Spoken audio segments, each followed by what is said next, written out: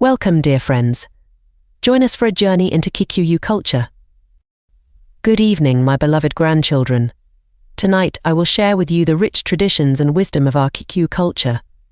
Long ago, in the heart of our ancestral lands, lived a wise elder named Wanjiru, who was known far and wide for her knowledge and storytelling. Wanjiru would gather the children every evening by the sacred Mugumo tree, a giant fig tree believed to be the dwelling place of the spirits. Under its sprawling branches, she would share stories of our ancestors, their bravery, and their deep connection to the land.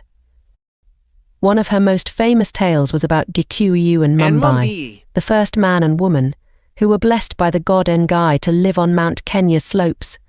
From them, the Kikuyu people were born, and they were taught to respect nature, honor their ancestors, and live in harmony. Wanjiru also spoke of the importance of unity and community. She would say when spider webs unite, they can tie up a lion. This meant that when we work together, we can overcome even the greatest challenges. One evening, she told the story of a clever young girl named Wambui, who used her wits to outsmart an ogre that threatened the village. She laid traps and used her knowledge of the forest to protect her people, reminding us that wisdom and bravery go hand in hand. Through these stories, Wanjiru taught us the values of our Kikuyu heritage: respect for nature, the importance of family, and the power of wisdom and unity.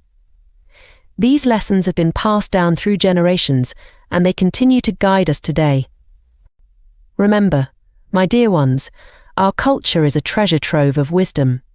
Embrace it, learn from it, and let it guide you through life's journey. Thank you, dear friends, for joining us. May our Kikuyu heritage inspire you and fill your hearts with pride.